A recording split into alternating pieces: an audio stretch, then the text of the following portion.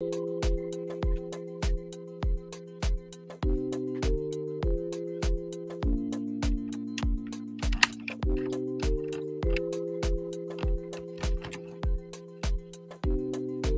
y'all, hey, it's your girl B Tina B. Hey, we're live. welcome. It's a late night after hour with your girl B. And I'm here with Sage Chioma. And we're going to be talking about promoting parenting and helping to build communities of support. I want you to like and share and like and engage with the page. We're doing that after hours, that late night. And it's your girl B Tina B. So come on in. How you doing tonight, Sage? I'm doing well, Bettina. I want to thank you. Oh, thank you. You are a phenomenal woman with a plethora of information that will help to build and promote community in times that we're living in right now. We've had a lot of heartbreaking things that have happened here recently. And because of those heartbreaking things, I thought it not robbery to have someone with your background and skill set to come on the show and have a conversation in reference to what we can do as parents to help our bottom line. Sage, tell us a little bit about yourself. Well, first and foremost, I'd like to say that I have found myself called to do community health education. But I have a background in several things, but it's always been about serving others. And so I had a long history as a counselor. And I worked primarily in addictions. And when I moved to North Carolina, I landed in the High Point area. And that is where I probably have worked for well over 10, close to 15 years within the capacity of counselor and now community health education. So that's what I do. I'm a storyteller and a poet. And I actually worked at the International Civil Rights Century Museum as a docent. That's my, moonlighting job, right? Really? So it's always about sharing stories, valuing people's lives. And my 6-word memoir, right? When I'm doing like writing workshops, I ask people, what's your 6-word memoir? My 6-word memoir is self-healing is my divine. Self-healing is your, can you say that a little bit? Say that one more time. Self-healing is my divine birthright. And I say that because I try to provide people with information, disseminate information that will get them to participate in their healing and participate in the fact that, people most often, as Alice Walker says, they most often give away their power by thinking they don't have any. And so no matter what goes on with you, you always have a choice to either be a part of the problem or a part of the solution. That you have a choice about. Because there's so many things we don't have control over. So I'm here to talk about parents promoting wellness. And it was a pleasure to make your acquaintance because I know that you love your community and your people. I do. By just the conversations that we have had. I do. And I love to meet people that have a passion to help to heal. It's interesting that when you came your sojourn from New York to North Carolina and your experience and being in a big city and coming to a small town, an international city that has a lot of potential, of which I love, that has a lot of challenges that we are overcoming and we're working with.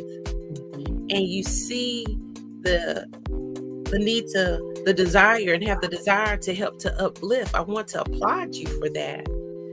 I want to applaud you for saying, hey, you know what? A lot of times I found that we like to deal with what's going on with children, right? But we have to also remember that, yes, there's something going on with children.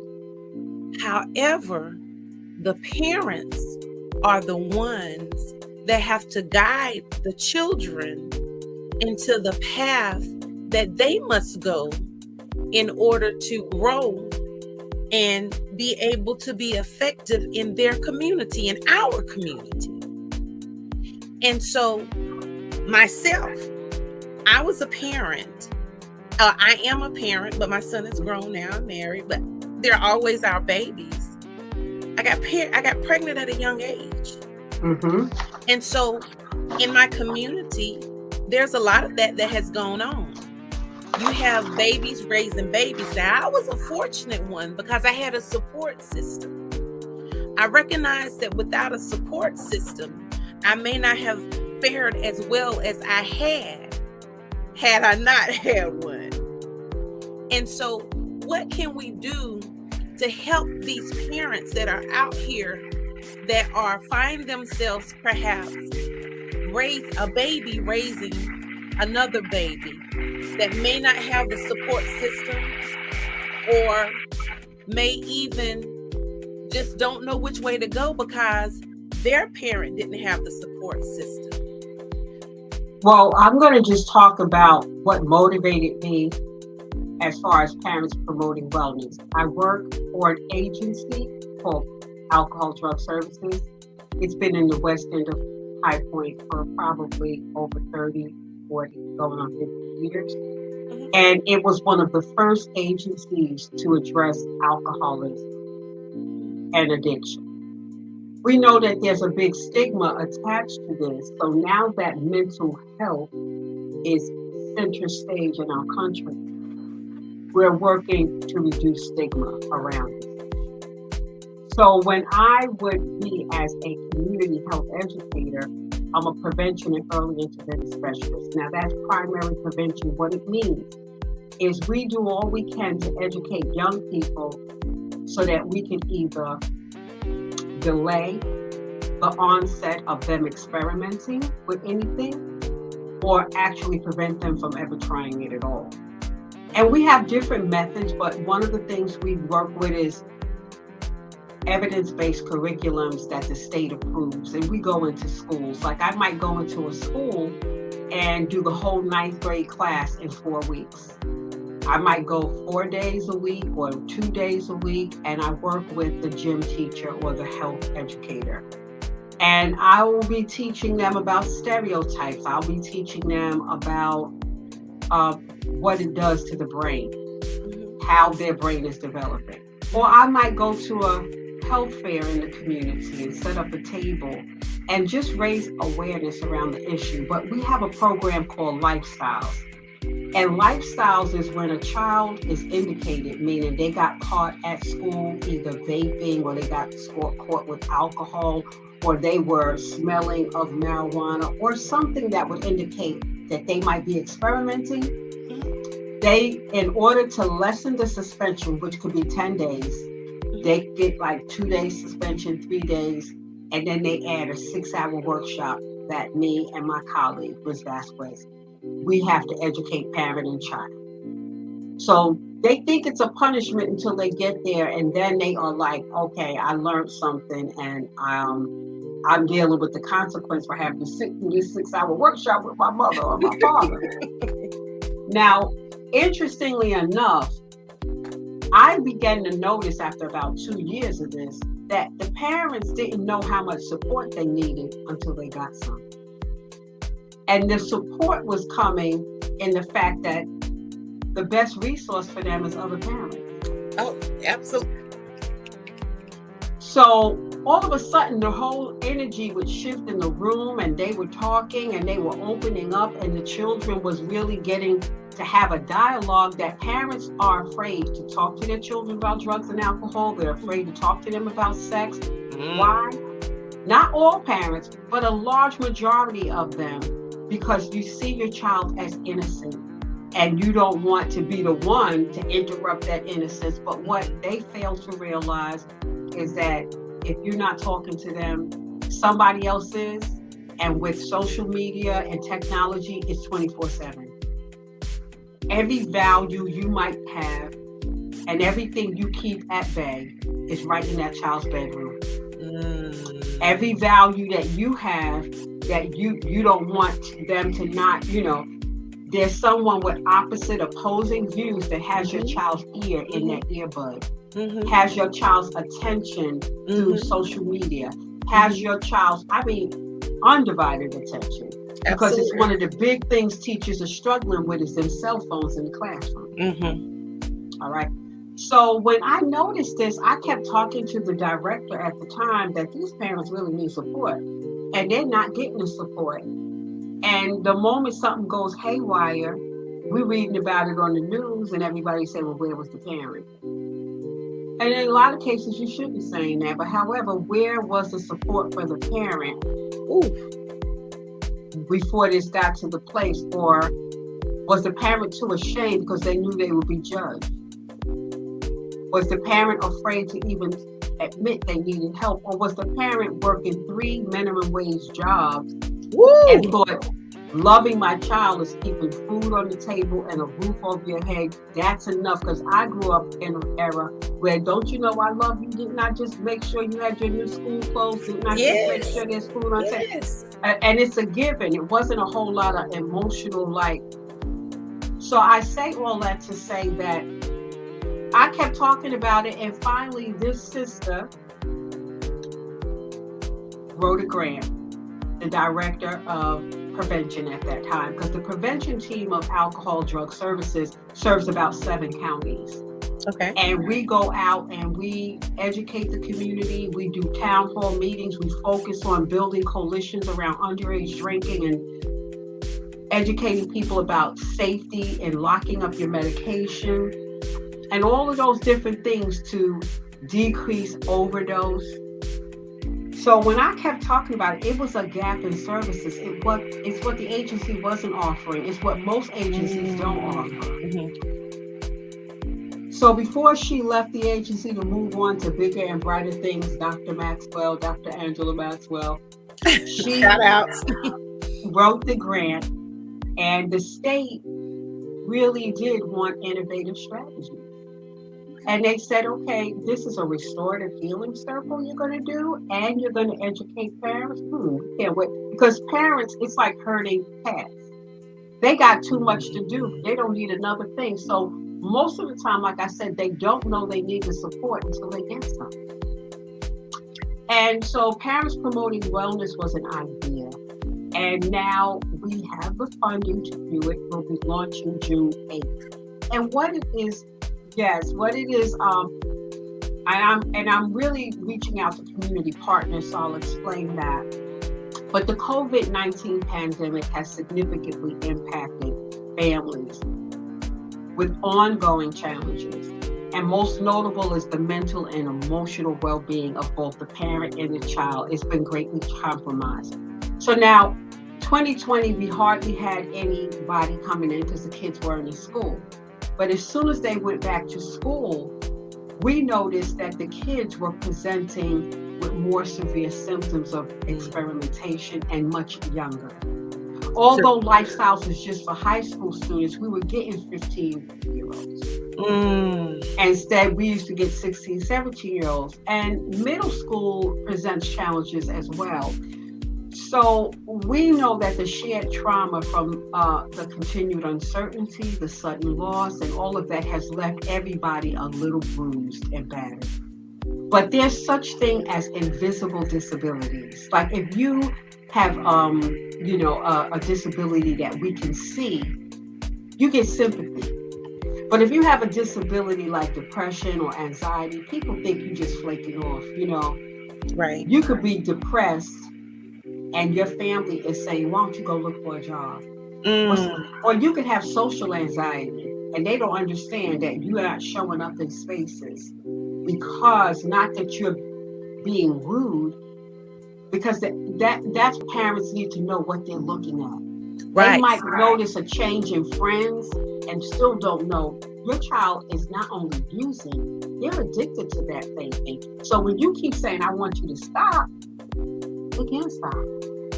So you actually put a name or a diagnosis to what it is that that child could be going through. And it's not just that they're being lazy. It's not just that they have no zeal for life.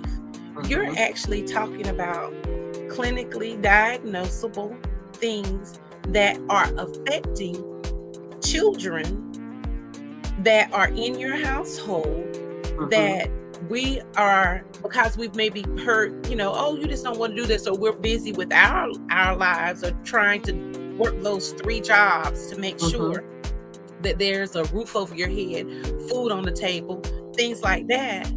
And it's more than that. Sometimes it's a lot more than that. And so they find a outlet to self-medicate that's negative. And the thing about diagnosed, I don't diagnose or prescribe. But if a person comes to us, we can give them hopefully a referral. So I might do a screening that at least knows that they meet the criteria for the 6 hours of education.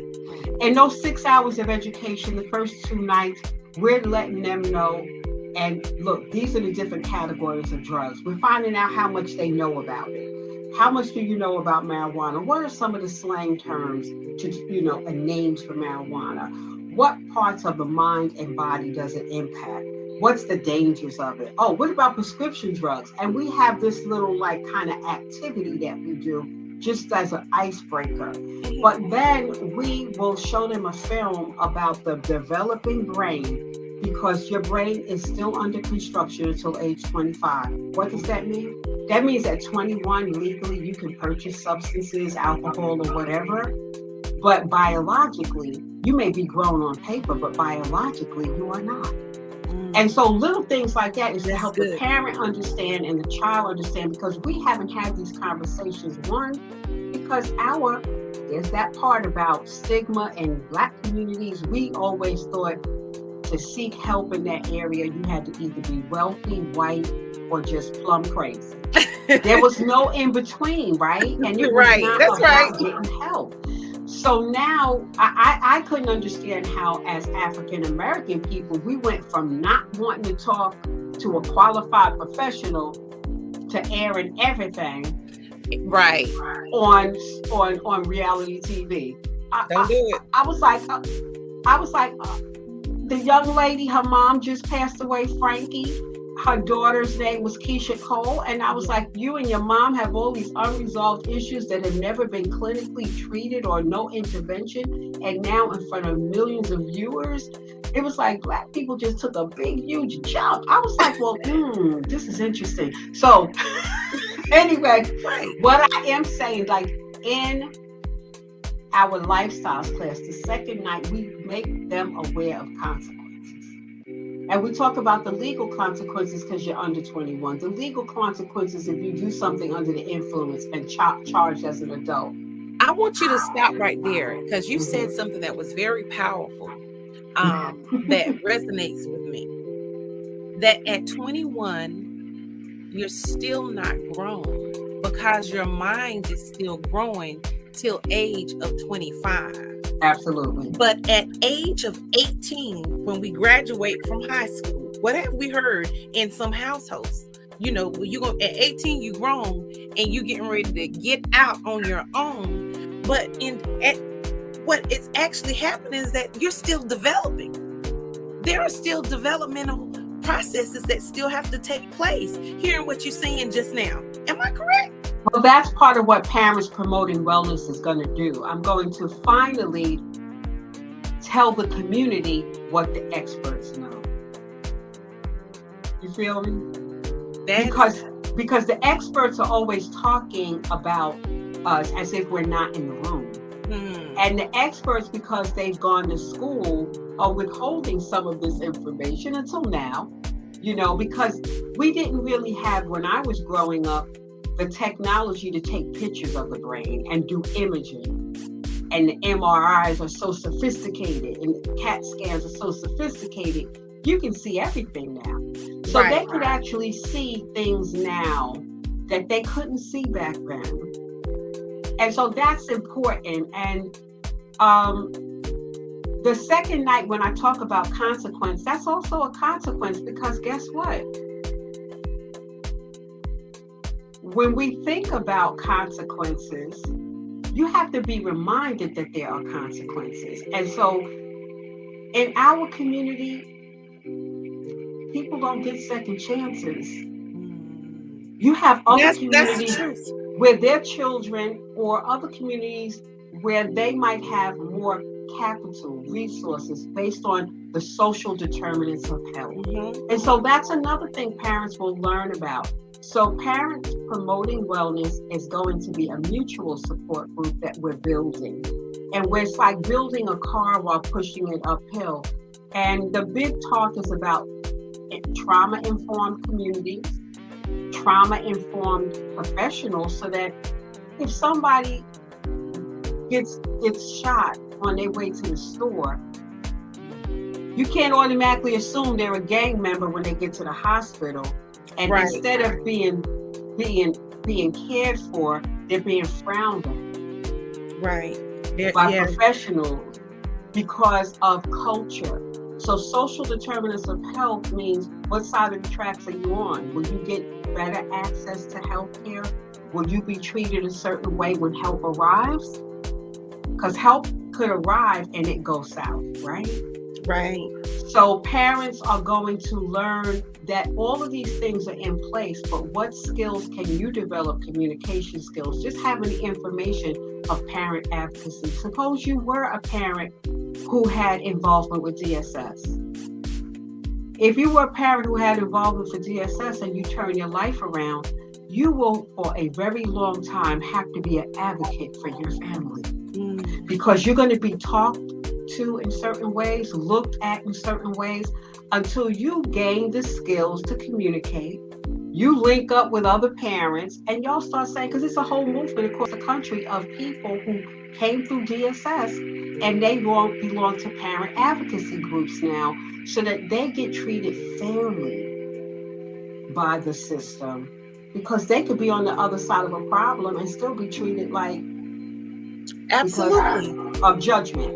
So the second night we talk about the law, but we also talk about the stages of addiction, so that these kids who are in trouble can recognize, what stage are you in? Are you in the experimental stage, or have you already gone to regular use and your parents don't even know? And see, for me, I always say to the young people when we're talking to them, I'm not here to tell you what to do and what not to do, because you're going to do what you want to do.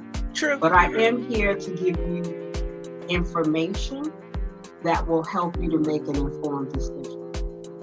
I think it's interesting how that I love what you're doing and what you're offering to the community. And I really hope that this is something that catches on and people latch hold to and embrace it and use it at such a time of this, especially coming out this pandemic, because things have changed, emotions have changed, and it gives the opportunity of communicating effectively, so there's not so much inward turmoil and fighting, and maybe some understanding. It may even help a parent that may be going through, because maybe it's not the child, it might be the parent. Well, this is the way we're going to roll it out. Like when we do the lifestyles class, that's something that we're contracted by Guilford County Schools to do over the summer. We don't do it. We do it from the school year. Okay. Right? And it's only when a child's already in trouble. So I'm hoping that I have parents come whose children aren't in trouble. I'm hoping I have some parents who've already raised children but want to be a member to help some who are younger, because people are complaining about how the young parents are compared to they so different. So there might be some elders, it's open to grandparents, it's open to foster parents, it's open to anyone that wants to learn. Because what we'll do, like I want to finish up with lifestyles. That third night we do something on communication. Okay. And we show how enabling in a family system could lead to greater problems. When people say, my child would never do that. And that's just, or they say, if it wasn't for those kids that they were with, or they enable by covering up for them. Yeah. Bailing them out of every situation so that they remove all consequences. Right. So we talk about communication with the parents actually demonstrating that. So that's a lifestyle. And that was what prompted me to say, no, they need more. And sure enough, when the pandemic ended, Bettina, every parent said, after I interviewed their child, because I was meeting with the child in private, they would say, you have somebody I can talk to? Now that was new. Right. And then the parents would say either I already got them in therapy, or I'm looking to make an appointment for my child. But do you have somebody I can talk to? And so once that happened, it was ironic how the grant from the we're calling it in the state the C19 initiative. And it was because we knew coming out of this pandemic, people definitely need more. But my whole thing is that people who are impacted, because I am a social justice equity person, and it's okay that we can talk about injustice. It's okay that everybody's an expert now. It's amazing how all the people, because it's a sexy conversation, they all believe. Well, they might have the information, but what are we doing to decrease the disparities and increase equity? There's strategies. Go ahead. One strategy is the people who are most impacted have to be a part of the planning, because that's how you get them to buy in, because they realize, I'm invested in my community. You come from outside. Why should you even care if you get to go in your car and go back to your community? And so when you get them involved in the planning, so we had like 6 planning sessions, and it was sparse here or there, but I explained the vision and I asked them to choose the night, and they chose the name as well. So every Wednesday, starting June 8th, we're going to meet virtually. And each night that we meet, we'll cover a topic for about a half hour, but then we'll have a full hour of discussion. And that's where I expect parents to not really give advice, positive or negative. Just make room to listen and be heard. To receive. Yes, and to be heard, Yes. And so if a parent has done a great job parenting, they could come in and just be able to say proudly what they feel their kids benefited from most. If a parent is struggling, they can say why they're struggling. If it's a foster parent who doesn't understand what attachment disorder is, or why this child is behaving this way. Like we have one thing that we're going to do called ACEs. And ACEs is adverse childhood experiences. It has been found through surveys and research that if you had a divorced parent, which some people think maybe a divorce is not traumatic. Nobody was starving the kid. Nobody beat the kid up.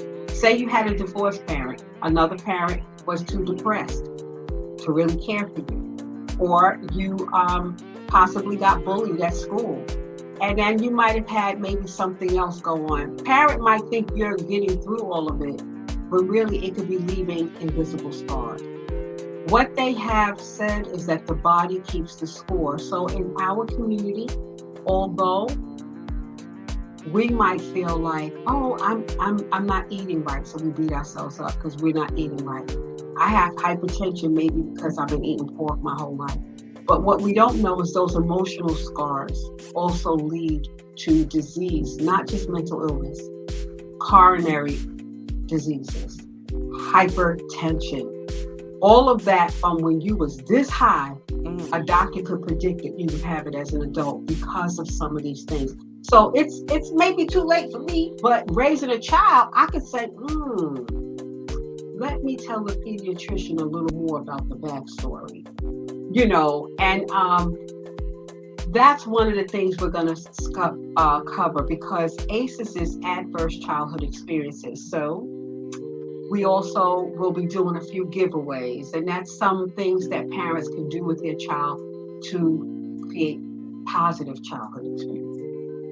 I think it's very interesting. I applaud the 3 days that you will be doing this workshop. No, it's not 3 days. It's 3. The Lifestyles Workshop is a 3-day workshop that we do through our agency. Parents Promoting Wellness is going to be meeting once a week on Wednesday. For 8 weeks. For 8 weeks. Okay. Yes, and it'll be an hour and a half on a Wednesday night, 7 to 8:30. Okay. And we'll be on a virtual platform. I want to applaud even what you stated, and I think people that are watching that will watch will have that aha moment when they say, "Oh my God," because sometimes because we hold so much in, and we wonder why we feel the way we feel, and it comes up in a physical illness. That's just amazing. Because we're thinking, oh, child, we should have walked. That was a powerful insight that maybe people have already thought of or maybe considered, and then shook it away and said, oh, nah, I'll just deal with it and go with it. But inwardly, you're still dealing with that pain. And if we can help our children, maybe we'll have less acts of violence like we have seen here recently, because we can now acknowledge that there is something more than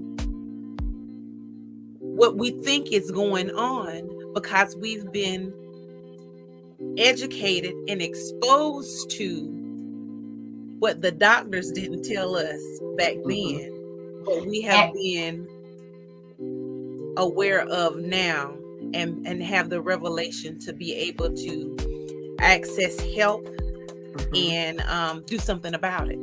And you've hit a key point, because all of the schools now are pushing a curriculum of social emotional learning.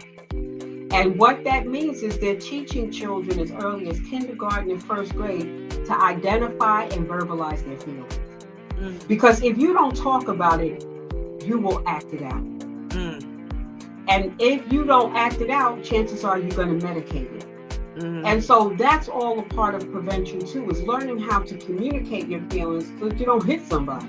So you hit it right on the head. And so there's a lot that's happening when we look at the news and we look at the media. There's a lot of work being done on the ground, like what you and I are doing right now. And it is really a help. It is like pools of light in a very dark world. But we're not the ones who have the big platform.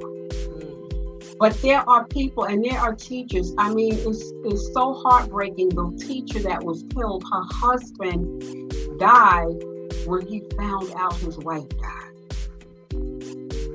And so I say that to say that there are teachers that are doing great work in schools, but they're not being supported.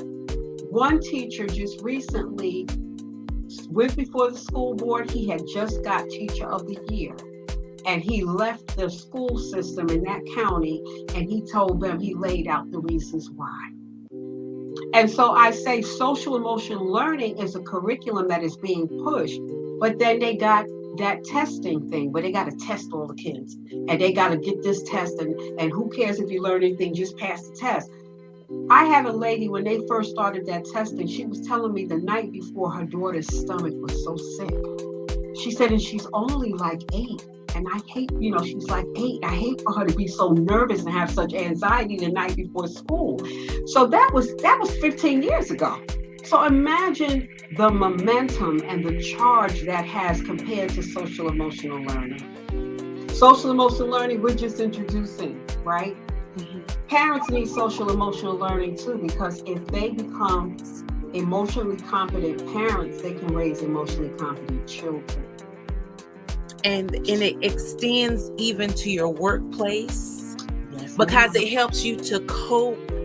It gives you coping mechanisms that help you to uncover, and not just cover, but to uncover, to expose what actually is going on even within yourself, so we don't leave generational curses, I like to call, or generational situations that have not been resolved. Oh, Well, I'm glad that you said that, and I would hope, because that's one of the things in ACEs, how this trauma is transferred from one generation to the next. The most documented and what everybody speaks to is the Holocaust. But what do you say for a community that has been under siege since our arrival as Black people? So that trauma also has been unresolved and passed from one generation to the next. And untreated trauma, I'm not saying everybody who experienced trauma becomes violent. We right, know that everybody who has mental illness is not violent. right. But very often, people who have untreated trauma are triggered, and you don't know how many times they've been triggered before they explode. So a Right. lot so a lot of this violence is untreated trauma reenacted over and over again. Like in the case with a lot of these school shootings, some of them were bullied by kids. And I'm not saying that all of them were, but these are some of the stories that are beginning to come out now. So we will do the 8 weeks. Once a month, we'll have a restorative healing circle, which will be in person. Oh, I love that. A And a restorative healing. circle. Restore. We're fixing something. So it doesn't leave you with, okay, here's this information.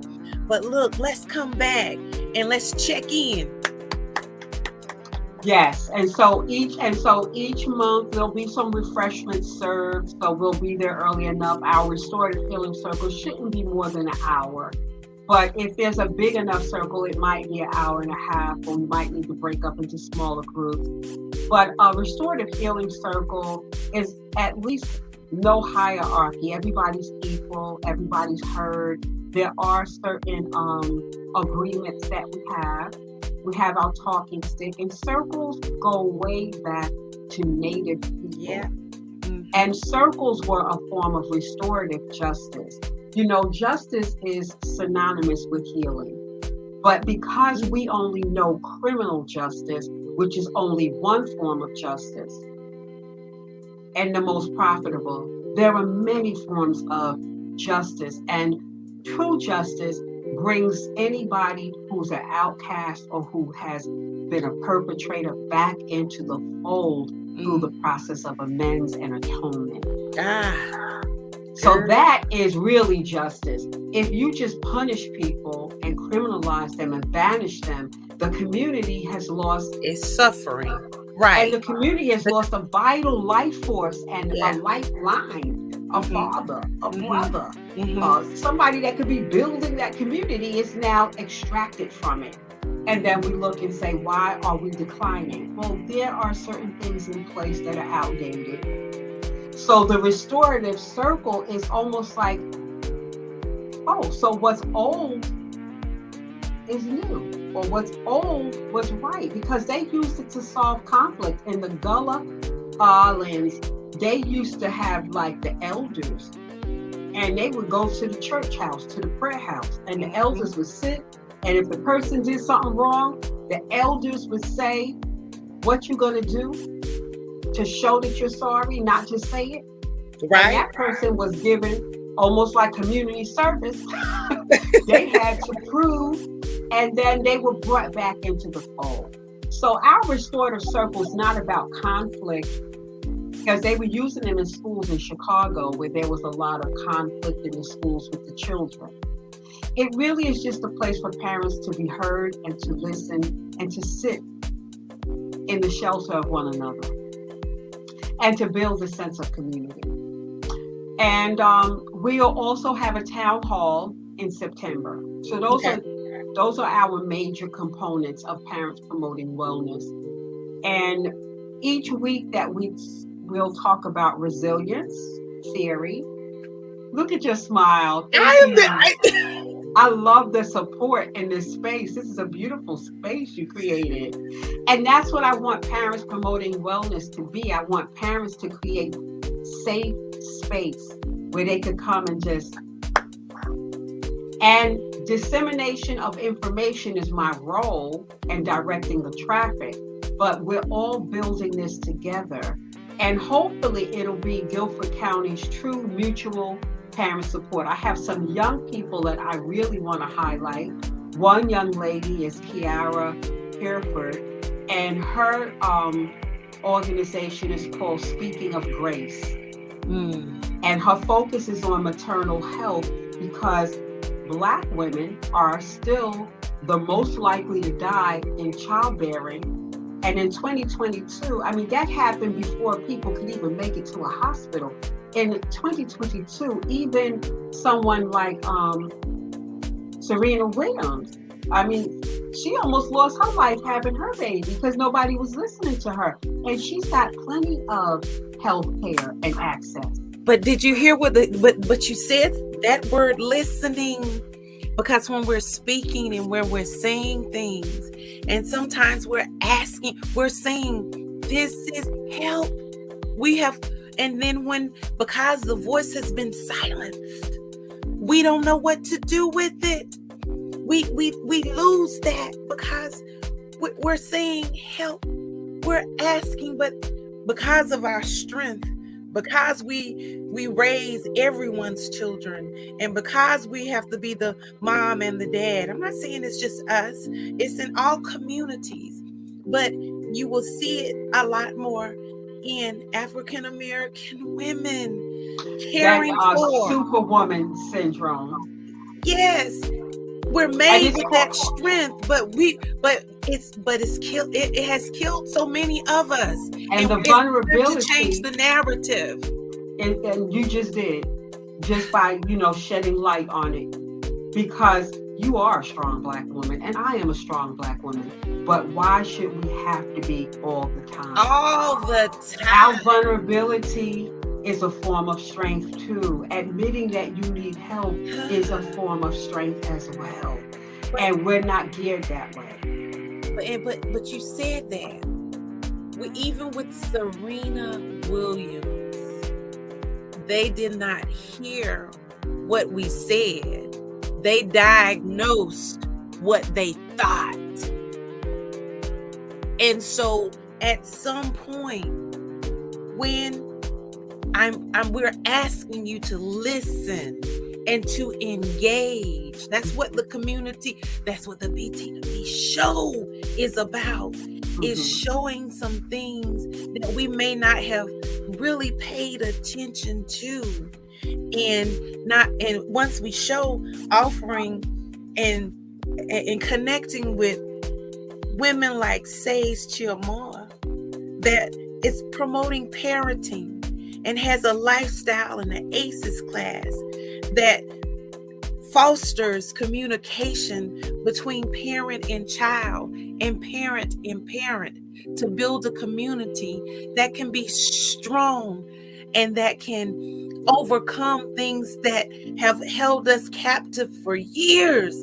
And I applaud you. That's why I had to have you on the show, because of the things that have been happening here recently that caused my heart to ache and grieve, because I have no words, because it happens over and over and over again.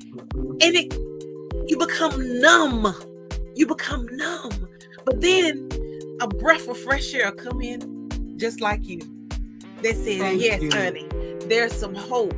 There is some help. And let me help to present that. Well, I appreciate you for asking me from the conversation we had and the environment in which we met, we'll be teaching parents about risk factors versus protected factors. Because you might have raised a child and never had, I raised a child and didn't have all this information.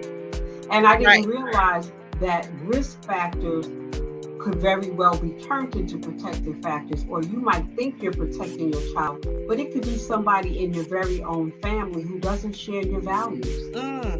And if they don't share your values, you're thinking it's an outsider influencing your child. Ooh, and it's right there in your home. You have somebody who may be in your family system, and you're trusting them only to find out later that that older person was the one who introduced them to certain things. Parental substance use is higher than it has ever been in this country, and I don't care what background you're from. I don't care what your socioeconomic status Say that. It is across the board. But it's almost like it's America's dirty secret. So I will say, when I go into the schools and the children are challenging, I get them right under control, because the first thing I say is, what I'm about to say or what you just heard me say, I may be saying about one of your loved ones. And it may frighten you or make you sad. So I know you may be triggered, and I'm not going to think you're being disrespectful right now. And it's almost like they feel understood. They be like, oh, she gets it. Right. She's not judging me. She's not punishing. She actually made room for me to have some feelings, because you know what? Our kids, the way they are behaving, children right now, is an appropriate response to stuff that even adults are saying. Clutch your pearls. Real, literally. I mean, just, oh God. What is it? So we have to really acknowledge that you and I didn't have a school shooting almost every day in America when we went to school. And had our parents keep sending us there every day, even though we all watched that news story together. When I come into the school, I'll tell you, I could tell their faces look at me like, well, what lies are you getting ready to tell? Because I already learned by now that that's what adults do. Especially when lying was something people was keeping count of, because it had become part of like this whole second nature almost. Well, it had become a part of something that was funny and gained a lot of media attention. And because it was in leadership, it was like, oh, well, let's just do fact checking. As if you really have to watch news stories in which we spend all day checking facts, because lying had become so commonplace. It became, well, because it was in a high place and it was received like, okay, well, that's just what people do. So it was, and our children picked up on that because they could see it. And our children wasn't having it, because I'll tell you, coming into the school, they were looking. And then, one of the things that I will be teaching, one of the workshops is marijuana, the benefits and concerns, what every parent should know. Because it is controversial. It's a big debate. But in Jersey, when they opened their first dispensary about a month ago, I think they made $20 million or something in one day, something crazy, something astronomical that doesn't even equate. And so being that we know everything legal doesn't necessarily equal good for you. We already have experience in that. Right. But people are acting as if that doesn't count. But it does. Isn't that crazy? Because you said just because it's legal doesn't mean that it's good for you. Because during the pandemic, because again we're talking about coping mechanisms and that support for that parent. How it was strange to me that they left the ABC stores open during the pandemic, right? Because of those withdrawals. Because that's that coping mechanism.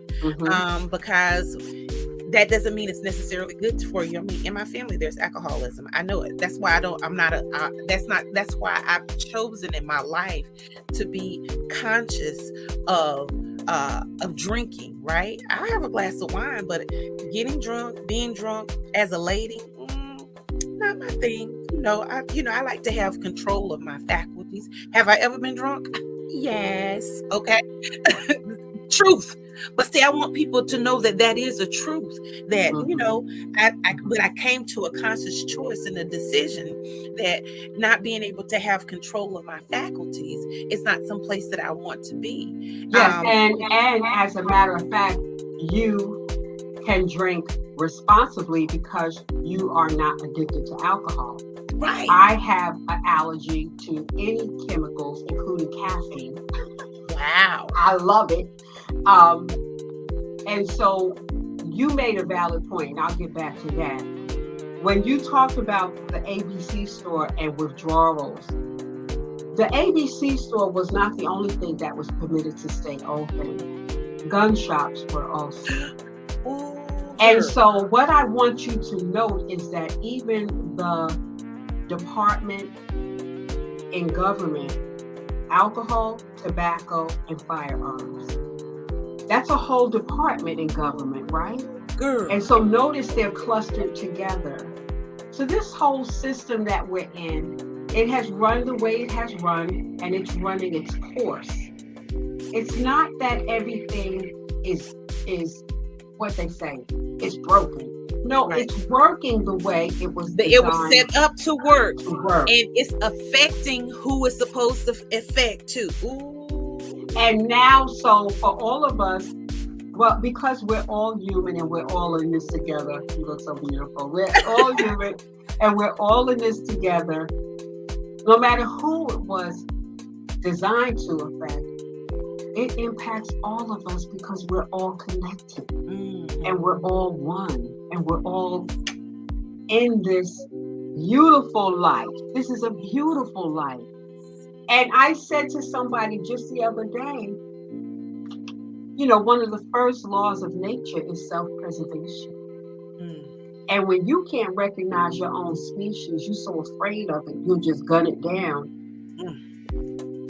You understand? That means that the brain is not working properly. When you can't cope and develop coping skills that make you even want to thrive and not give up. Like resilience is a part of self-preservation when the brain is working properly. So a lot of us, our brain is on fire. Like I drink too much caffeine, my brain is on fire. I am 23 million strong in this country as a person in long-term recovery. So it was 17 years of continuous recovery before I realized that what happened in my community in regards to addiction was criminalized. When it was a public health crisis, it did not receive a public health response, and our community has not recovered from that. So that's why I'm doing this work. I doubt this work sometime because, I'd probably be doing something else. But when I was on my computer and I was setting up the flyer and the registration link, my news feed read 20 killed or 20 wounded in a school. I thought it was an old story. And then all of a sudden something said May 24th. I said, this is happening in real time while I'm typing this. And it was really a message, like, come, Holy Spirit, come. Can I say that publicly? Absolutely. On my show, yes. It was really like, come, Holy Spirit, come, because we got to be reminded of how strong those people were behind us and whose shoulders we stand on. I may just have to start this and say, okay, they good. They could do parents promoting wellness. I'm not even married to the name. I told a lady today I would like a jazzier name, something that's an acronym like MAD. Mothers Against Drunk Driving. I would like something like that. So I'm allowing the people impacted to run with this, but I will be the guiding facilitator because group facilitation, motivational speaking, and community health education, those are in my wheelhouse. And I'll use whatever tool God gives me to use. If it's a poem, it's a poem. I love poetry and I love to write. If it's a film, if it's a song. So we got to think outside the box. Somebody might bake cookies. Well, bake them cookies and bring them cookies to the meeting. I don't know what you do, but you do something. That brings value. Because we want to build community. And Our children need to see us working together. They don't see us working together. They see us working against each other, not even just in the community, but within our own family Within system. our own system. That's why I was determined. I said we got to do this because this now. I don't want to wait. I'm a just do it type of girl, and it's so powerful what you're stating and what you are offering to a community that has been set up for failure. Mm-hmm. And it's just the truth. It's the truth. It's a harsh truth that's agonizing, knowing that we've come this far and we have grown, but yet there are still so many fragmented pieces that have been put together with Elmer's glue that could be picked away, and not with Absolutely. super glue that can hold it together. So I applaud you and I thank you. I am so pleased to meet your acquaintance. Thank you, Sister I'm so pleased. Bettina. I love that Bettina B show. The B Tina B. It's B Tina B. Hey, I forgot to tell you because I was just so, and I was like, no, we got to get this because, Yes. you know, we went through trying to get that, started up. Yes. And I was like, no, we're not going to stop. We're going to keep on going on this one. I have to transition. We'll figure it out. I'm a pop-up shop. The B Tina B show is a pop-up shop. I'm going to leave it just like that. Is it going to come on at a certain time? No, it's not going to come on at a certain time because I don't know when the time is going to come when I meet someone that has a message that has to be given, and it may be an impromptu moment because sometimes right now is all we have. Okay, right now. And right now, I hope that you will engage with Sage Shiamoa on June the 8th and on Wednesday nights at 7:30 p.m. On our virtual Zoom that will be held. How do we get in contact? Actually, the whole thing is a registration link. Okay. And so I am going to do the 8 weeks. And if I have too many people, they will have to wait until we start the next round. Okay. Because I really want people to benefit. I'm not big on just having a crowd just for the sake of the numbers. So, I have people who were a part of the planning, and I would say a good 12 of them are probably gonna commit, right? Even though 20 people registered. And that will leave room for about 7 more. So we'll do the 8 weeks, and then we'll roll it back around and do the 8 weeks over again. And then people will have a restorative circle. Our first one is June 25th, but the restorative circle will be every month. It just may be at a different location. And the 8 weeks, I will give you the flyer if you want to put the flyer on your Facebook page. Absolutely. The 8 weeks actually is folded into the learning circles with the Greensboro Public Library. So part of what I'm doing is partnering with people who, like I said in the beginning, they don't see themselves as addressing behavioral health because it's a library, right? But they have learning circles to promote lifelong learning. Because everybody, especially with us trying to create, what we're doing is creating a culture that will support the change that is sure to come. You see, the people whose shoulders we stand on, they knew change was coming. It's coming. And they did whatever they had to do to support building a culture that could sustain the change. Because there's an old guard that wants to be a wrecking ball, but they're not going to win because unless we all win, nobody wins. Nobody wins. That's the truth of the matter. It is. So we are developing a culture that's going to sustain, because all we're doing is laying the groundwork for those that are coming behind us. That's all we're really doing. I mean, I would like to be, I'm this and I'm that and I'm going to make it happen. Oh no, there's somebody else that's going to step in and get credit for all of this because they're going to be passing it on to those who are coming after them. And that's how we're supposed to live, And right? absolutely. It's got to feed it. It can't just stop. It can't just stop. And It's so got to continue. If you got the sugar and if I got sugar and you got flour, we're gonna mix this thing together and we're gonna make a cake. And guess what? Both our families are gonna eat. And that's how it used to be. So I want to say the International Civil Rights Century Museum is where we'll have our first restorative circle. It'll be limited seating because I want to keep it intimate. But every month after that, we'll have one. And then when we do our town hall, we want everybody to come. It'll be on the campus of UNCG. So that all of these different places, let's face it, I mean, people are showing up in the grocery store. And our elders who spent their whole lives being good people, law-abiding, meet an end like that, then we got to take our goodness into all these places. We can't think it's just on the campus and for the people who got their particular education, or because this is everywhere. It's pervasive. So we got to let, what they say, this little light of mine, I got to let it shine. I got to. I'm just being funny now, but no, I know, honey. Don't know that's real. That's real because because it's happening in so many different spaces, and it's hurting so many people. It's hurting always, not just the people that have lost lives, but the family. I can't even imagine your child hurting people like that. That, or either how his family or their families, the people that have could cause these crimes. Now they're thinking, oh my God, what did I miss? What didn't I see? So the pain is on each side because, as you said, when violence begets violence like that, it leaves everybody limping.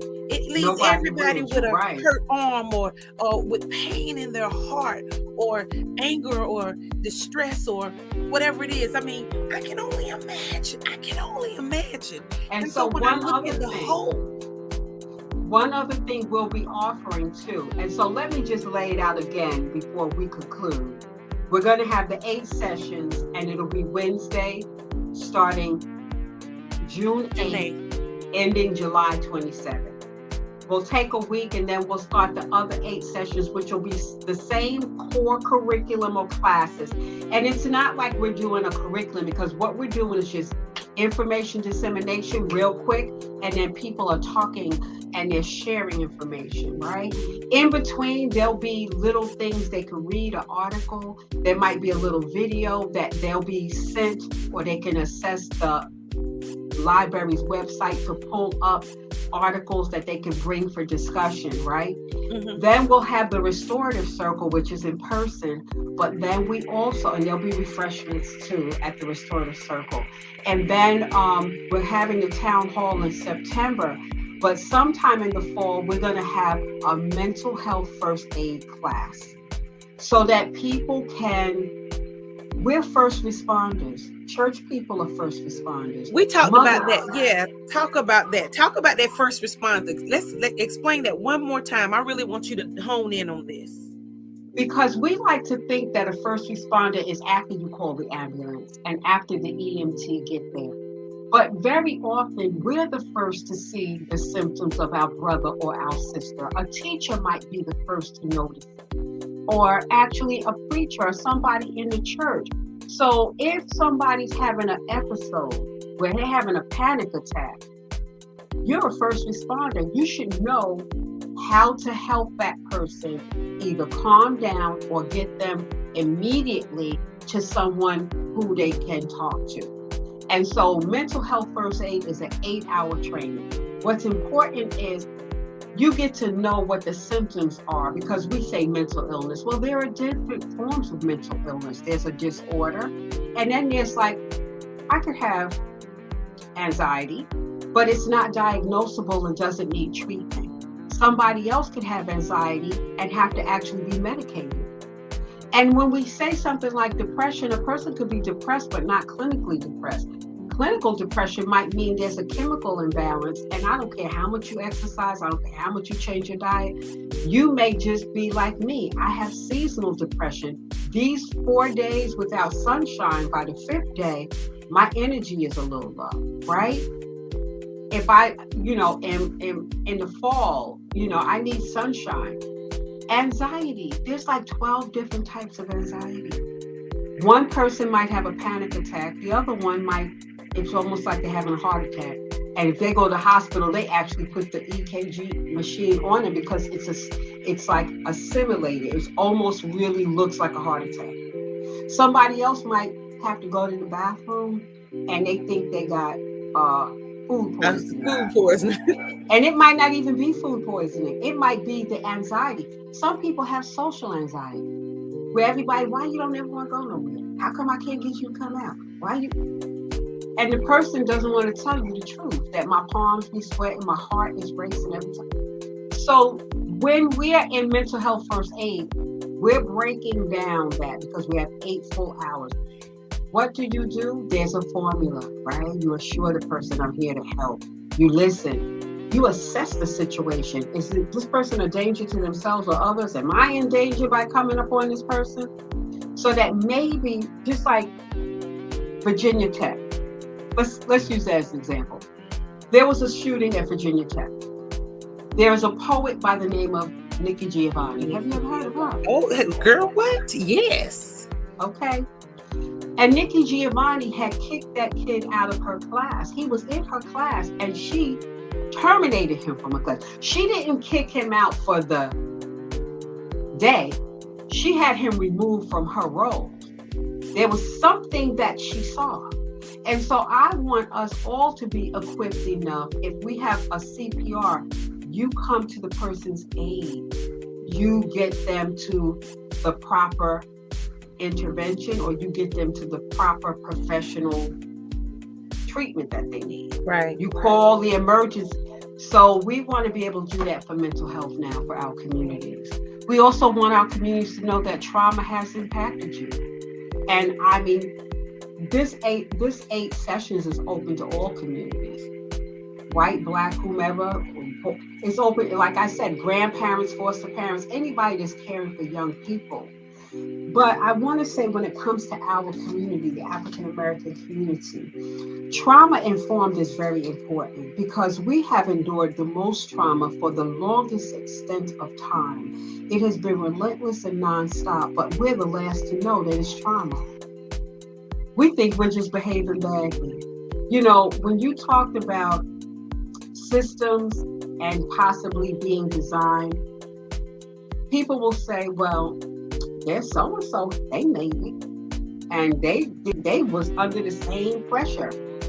Well, there's a Native American story about how, as kids, you used to take ladybugs and put them in a jar. Mm-hmm. And you put the lid on and you make sure you have some holes in the top so that they can breathe. And the little ladybug or whatever bug would just keep hitting the lid, trying to get out. And then one day you can take that lid off and they haven't even tried anymore to get out because they gave up trying. Take the lid off and they're free, but they're not free if they have tried so many times to get out. Right. And now they don't even try anymore. And that's us. That's a dangerous thing. Lord, help, Lord, take the lid off and let's fly, y'all. That's our community. For a lot of years, people will say, well, I'm trapped here, or I feel trapped. So you're right. Take the lid off and let's fly. Mm-hmm. Take the lid off and let's fly. Listen, I want to thank you all for joining tonight for this after hours edition pop-up show of the Tina B Show. Listen, there's going to be more to come. They're going to pop up just like this. Because when I find or when I see, and there will be some stuff prepared too now, don't even go there. But I wanted to make sure that in the season that we're in right now, that coming up on next month, that there is help. There is a community. There are people that really care that are concerned, that are educated. This is not just having a conversation, because they're degreed to assist you with what you and your child are going through. So feel free to inbox me or connect with Sage Chiamoa at, what's your Facebook page or your connection? How can we connect with you? Well, actually, it's amazing. The best way to really connect with me is through my email, because Okay.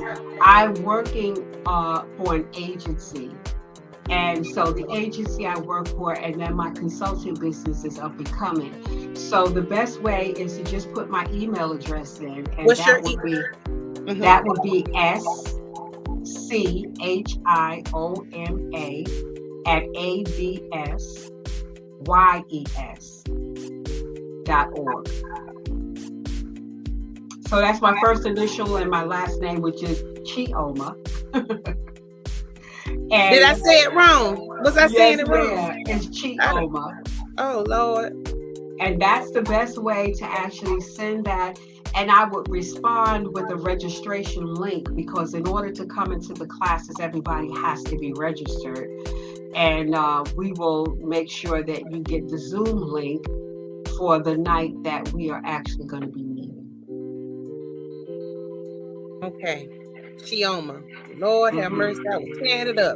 I just knew I was saying something, didn't I? As Chioma. Chioma. Okay, let me see if I can get this where I want it to be. That's it. I think I want that right there. There we go. And then we do this right here. There we go. So you can contact Sage, or you can inbox me and I can get you in contact with her. But there's her email. Boop. You see it at the bottom. I want to thank you so much for thinking in our robbery, to having one of those Be Tina Be on the fly moments, so that we can empower our community, and we can empower our parents, and we can empower people that are connected in our community, no matter your color of skin. If you are a mother, a grandmother, a father, a sister or aunt, a brother or a sister, because we find that we have all kinds in the net that are in a parenting role. And don't forget to connect starting June the 8th. Inbox me, email Sage, and stay tuned to the Be Tina Be show. There is so much more to come. If I could leave them with something, what we're really doing is reviving the village. And reclaiming it. Yes. So that's what we're doing, because you hear a lot of talk about resilience. So we got to create a new norm, because things are not going to go back to the way they were. They are not. So we have to create that which we need and we desire and we want to see.